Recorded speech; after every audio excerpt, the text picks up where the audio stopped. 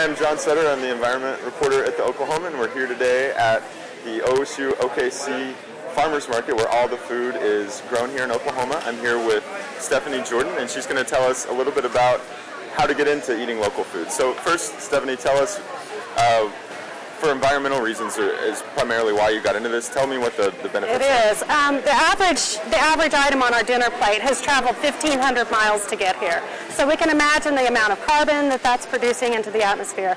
And the amount of oil that goes into growing our food is astonishing. If each American family ate one meal a week locally, we would save 1.1 million barrels of oil a week. But that's sort of how you started, just simply with one meal. What are some tips for people that maybe just want to dabble in this at first? Yeah, we made a commitment to eat one meal a week locally, and we found that it was so easy that we just expanded out from there.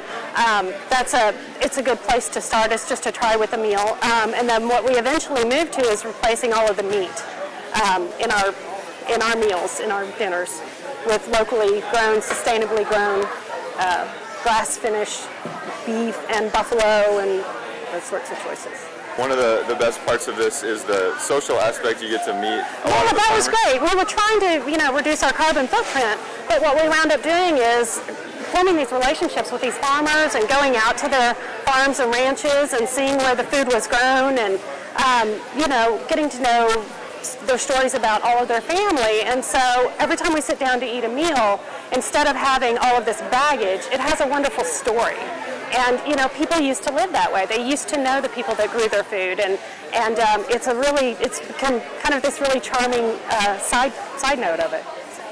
One of the things people should start doing if they want to eat local food is watch the seasons, because then you're eating only Oklahoma foods, then you can't access everything in the world. Yeah, the farmers market website here has a chart of availability, and so we put one on our fridge and kind of watch what's coming into season and plan our meals around that.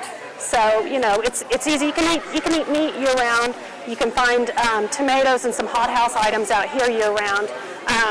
But as the vegetables come into season, and we try to just eat the vegetables that are in season. So.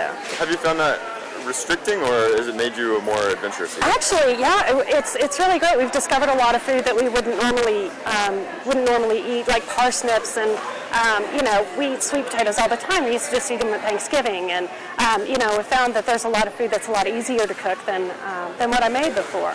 So, the level of trash that we produce is smaller. And once you start making these small changes in your life, it really has a domino effect in your other choices. You start thinking about what is the history of this product that I'm taking into my house. Or even when we buy things in the grocery store, if I'm choosing between two items, I'll flip them over and see which one traveled, which one traveled the least, and choose that item. So, none of these choices have to be perfect. You don't have to, change your entire life. You do what's comfortable, and you'll keep up what's comfortable. So. Well, great. Thanks for the tips, Stephanie. Sure, Appreciate thank you. your help. Mm-hmm.